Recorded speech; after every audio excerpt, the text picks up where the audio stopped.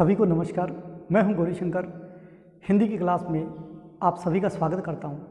आज हम पढ़ने जा रहे हैं अलंकार। अलंकार का सामान्य अर्थ। अलंकार का सामान्य अर्थ होता है आभूषण।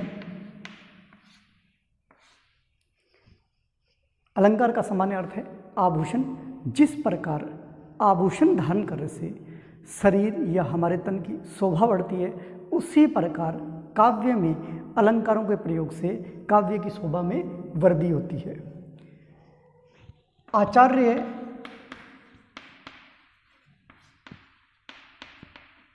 दंडी ने कहा था, यानी आचार्य दंडी के उसकी परिभाषा है काव्य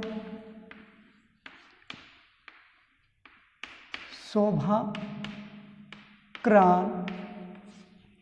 काव्य शोभाक्रान धर्मान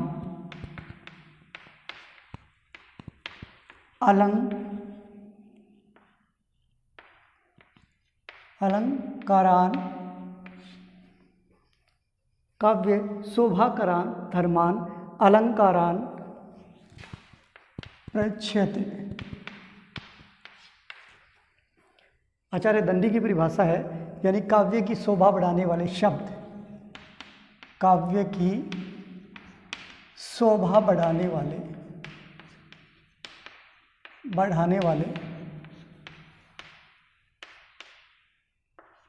वाले शब्द या धर्म कह सकते हैं, वो क्या है?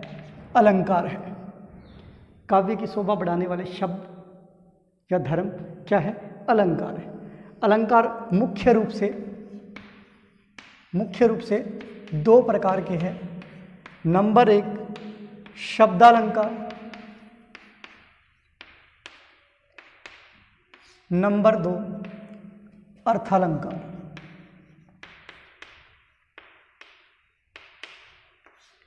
शब्दालंकार जिस काव्य पंक्ति में शब्द के आधार पर चमत्कार प्रदर्शित होता है, वो शब्दालंकार है। जहाँ अर्थ के आधार पर चमत्कार आता है, वहाँ अर्थालंकार है।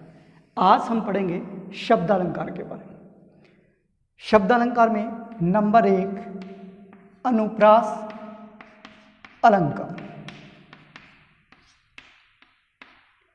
अनुप्रास अलंकार जिस काव्य पंक्ति में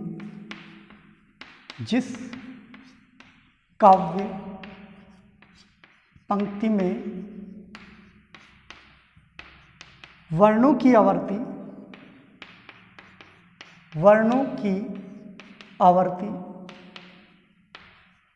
बार बार आए, या हम कह सकते हैं अनेक बार आए,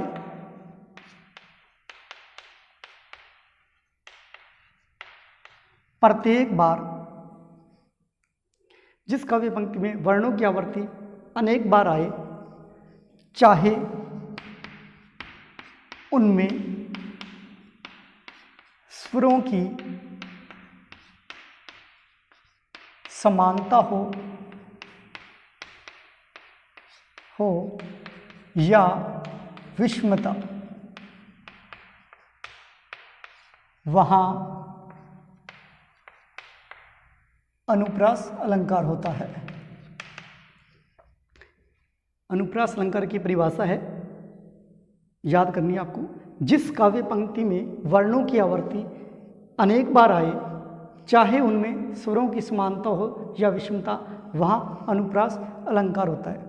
यानी वर्ण की आवर्ती एक बार नहीं अनेक बार आए। जैसे उदाहरण तौर पे हम समझते हैं, भगवान भक्तों की भयंकर भूरी भीति भगाइए।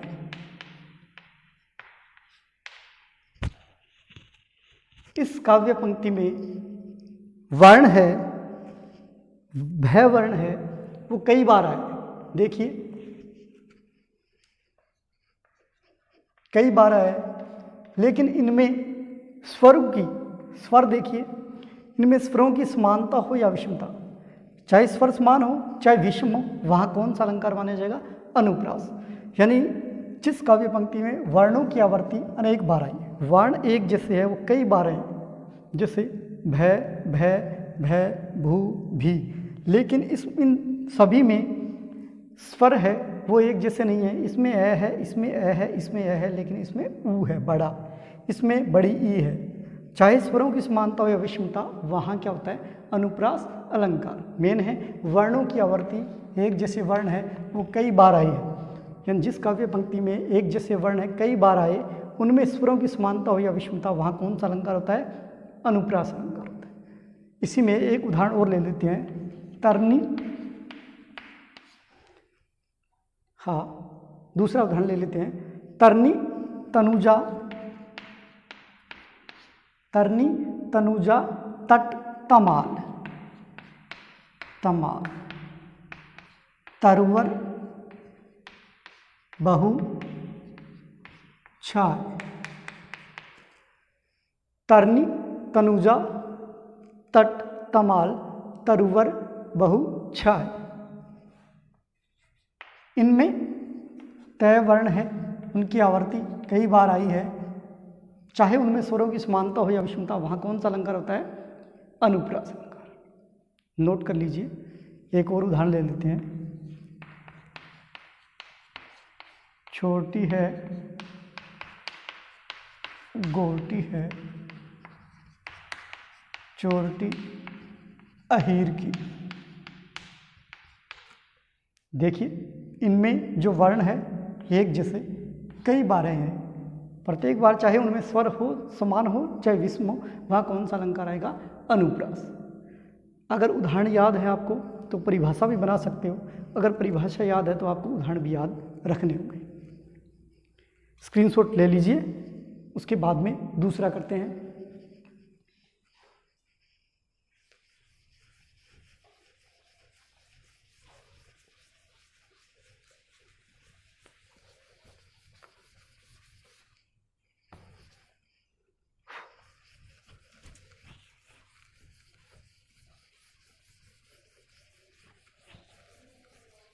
दूसरा है यमक अलंकार। यमक अलंकार जिस काव्य पंक्ति में, जिस काव्य पंक्ति में एक जैसे शब्द, एक जैसे शब्द कई बार आए, कई बार आए, प्रत्येक बार उनका अर्थ अलग अलग हो या भिन्न भिन्न हो, वहाँ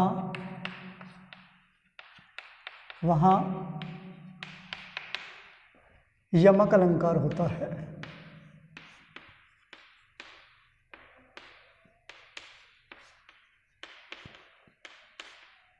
परिभाषा दोबारा देखिए, जिस काव्य पंक्ति में एक जैसे शब्द कई बार आए, एक जैसे शब्द कई बार आए, प्रत्येक बार उनका अर्थ अलग अलग हो, वहाँ यमक अलंकार होता है। उदाहरण,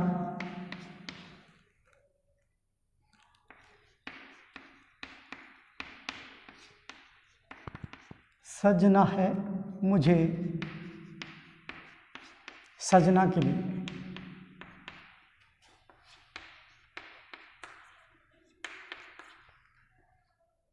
इस पंक्ति में सजना शब्द, सजना शब्द दो आए हैं, दोनों का अर्थ अलग अलग है। एक का अर्थ हो गया सजना मतलब संवरना, दूसरा सजना का अर्थ है प्रियतम। यानी सजना है मुझे सजना के लिए, ये दो शब्द आए हैं, सजना सजना, दोनों का अर्थ अलग अलग है। एक सजना का अर्थ हुआ संवरना, दूसरे सजना का अर्थ हुआ प्रियतम। इसी कड़ी में एक उदाहरण और ले लेते हैं, जैसे कनक कनक ते सो गुनी मादकता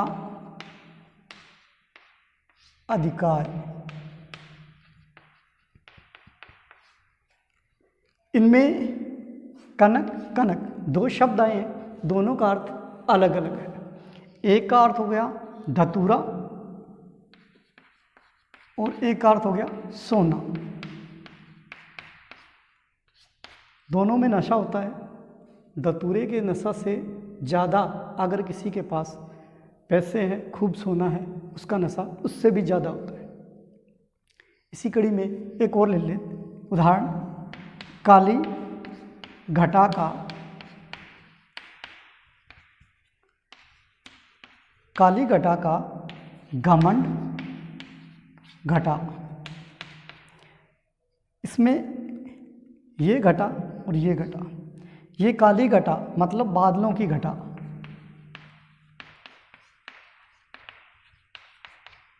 यानी काले बादल आ गए। काली घटा का घमंड घटा, यहां घटा का अर्थ है कम होना,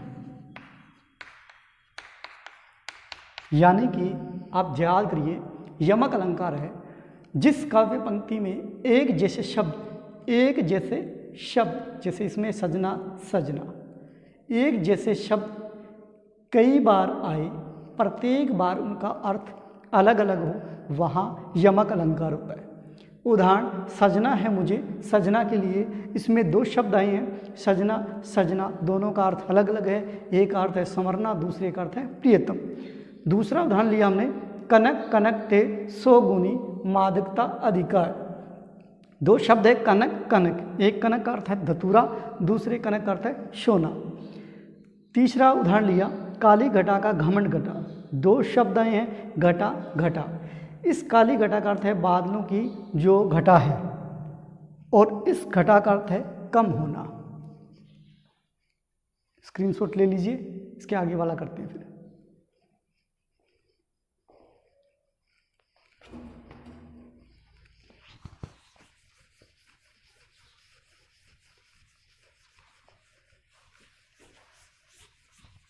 आगे हम पढ़ते हैं श्लेष अलंकार।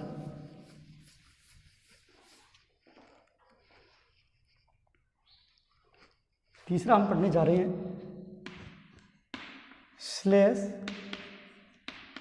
अलंकार।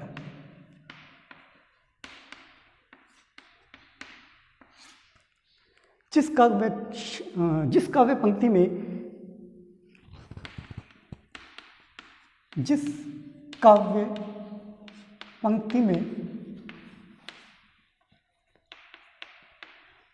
एक शब्द के अनेक अर्थ निकलते हों, एक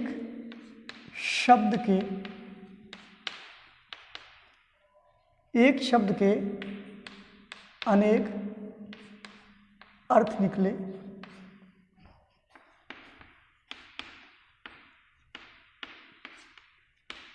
वहाँ श्लेष अलंकार होता है, वहाँ श्लेष अलंकार होता है।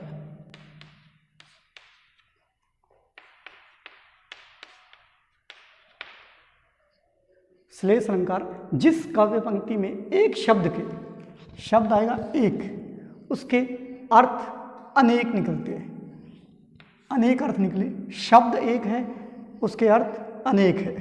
जैसे उदाहरण, पानी गए न उबरे मोती मोती मानुष और चून। शब्द है पानी, पानी जो शब्द है इसमें श्लेष है, यानी मोती है, मोती के संदर्भ में पानी का अर्थ हो गया चमक। मनुष्य के संदर्भ में पानी का अर्थ है इज्जत या प्रतिष्ठा, और चून के अर्थ में है पानी का अर्थ जल। एक शब्द के अनेक अर्थ हैं, जिस काव्य पंक्ति में एक शब्द के अनेक अर्थ निकलते हो वहाँ श्लेष अलंकार होता है। जैसे उदाहरण लिया हमने, पानी गए न उबरे मोती मानस चून। पानी है शब्द, जिसमें पानी जो शब्द है उसके अनेक अर्थ निकलते हैं। मोती के संदर्भ में चमक, जैसे मोती के अंदर अगर चमक ना हो तो मोती कोई काम का नहीं है। उसी प्रकार मनुष्य के अर्थ में पानी का अर्थ हो गया, मनुष्य के संदर्भ में पानी का अर्थ है इज्जत। मनुष्य के अंदर अगर इज्जत नहीं है, प्रतिष्ठा नहीं है, तो मनुष्य मनुष्य नहीं होता। उसी तरह चूना, चूने के अंदर जल के बिना चूना कोई काम का नहीं होता। यानी एक जो शब्द है इसके अनेक अर्थ निकले, वहाँ क्या होता है, श्लेष अलंकार। एक और उदाहरण ले लेते हैं। शुभ्रन को ढूंढत फिरत, शुभ्रन को ढूंढत फिरत कवि व्याभिचारी और चोर। जो शब्द है शुभ्रन, उसके अनेक अर्थ निकलते हैं। कवि के संदर्भ में देखा जाए तो कवि है वो सुंदर अक्षर ढूंढता रहता है, सुंदर अक्षर। व्याभिचारी यानी कामुक व्यक्ति होता है, वो क्या है, सुंदर रूप देखता रहता है। और चोर होता है वो शुभ्रन के अर्थ में, उसका संदर्भ में अर्थ लगाएं तो वो चोर है वो सोने को ढूंढता रहता है, यानी कि स्वर्ण। यानी शुभ्रन जो शब्द है उसके कई अर्थ निकलते हैं। कवि के संदर्भ में शुभ्रन का अर्थ हो गया सुंदर अक्षर। व्याभिचारी यानी कामुक व्यक्ति होता है, उसके अर्थ संदर्भ में हो गया शुभ्रन का अर्थ सुंदर रूप। और चोर के अर्थ में हो गया शुभ्रन का स्वर्ण यानी सोना। इसको स्क्रीनशॉट ले लीजिए।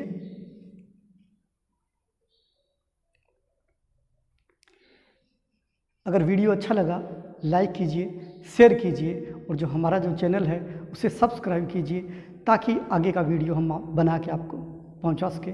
तब तक के लिए नमस्कार, जय हिंद, जय भारत।